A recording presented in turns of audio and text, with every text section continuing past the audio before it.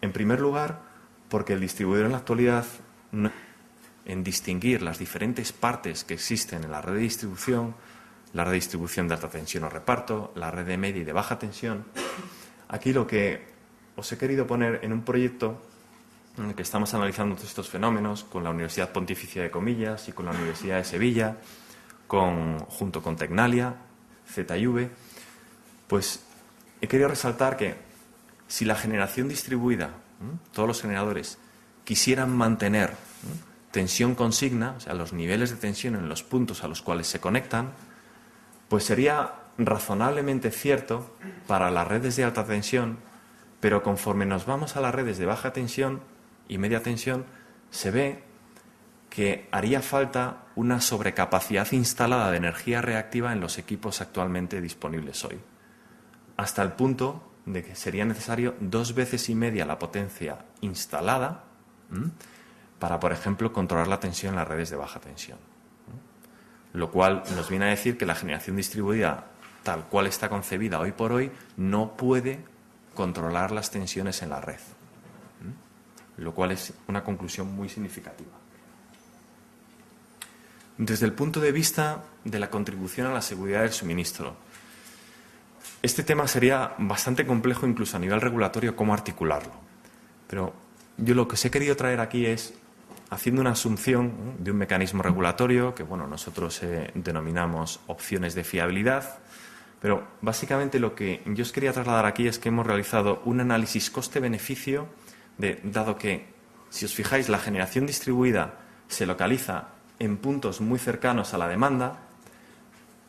Como generamos lo que se consume en el mismo punto, de alguna manera ya no sería necesario transportar toda esa energía hacia la demanda. Entonces, de ahí podríamos concluir, fenomenal, la generación distribuida puede retrasar y debe retrasar las inversiones a realizar en red tradicional. Pero yo lo que os quería decir aquí es que eso no es del todo cierto. ¿Por qué?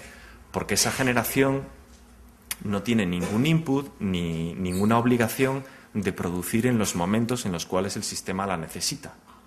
Por lo tanto, y mediante un mecanismo en el cual esto fuera necesario, etcétera, hemos hecho un análisis coste-beneficio de comparar coste de invertir en red frente a coste de contratar potencia firme de los generadores que existen en la red. Y la conclusión aquí, en este caso, es que es verdad, la generación distribuida puede retrasar las inversiones en la red. Se pueden dar situaciones en las que esto es cierto, pero ¿cuándo? Cuando los momentos a lo largo del año en los que sean requeridos sean pequeños momentos, no sean mucho tiempo, la fuente primaria sea lo más controlable posible. Por ejemplo, eso es bastante complicado para energía eólica, en algunos puntos también complicado para energía fotovoltaica, que de alguna manera se requiera poca capacidad firme. Cuanta menos capacidad se requiera, más fácil va a ser para dotar ese servicio, y que cuanto más generadores en ese aspecto estén conectados a la red, de alguna manera la percepción del riesgo se diluye bastante y sería más fácil articular este mecanismo. Este es un tema bastante complejo. Y resumiendo, como conclusiones generales, me gustaría resaltaros eso, que tenemos que cambiar diferentes conceptos. Tenemos que cambiar, de alguna manera, conseguir que la generación distribuida no solo se conecte en la red, sino que además se integre. Migrar, de alguna manera, como muy bien señalaba Miguel, que la demanda debe tener un comportamiento más activo y no pasivo, cuál es el que tenemos en la actualidad.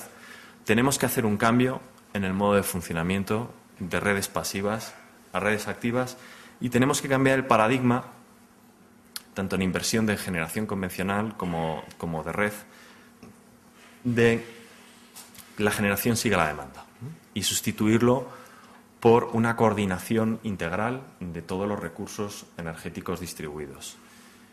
Y sin olvidar, y esto es muy importante, esa regulación inteligente, unos marcos regulatorios que establezcan unos incentivos y unas reglas del juego que permitan, de alguna manera, este proceso nuevo que estamos llamando Smart Grids. ¿Para qué? pues no nos debemos olvidar. Al final, ¿qué necesitamos?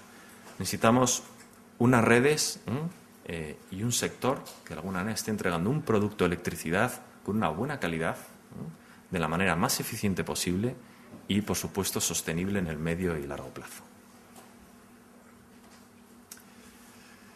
Y nada más y nada menos. Muchísimas gracias por vuestra atención.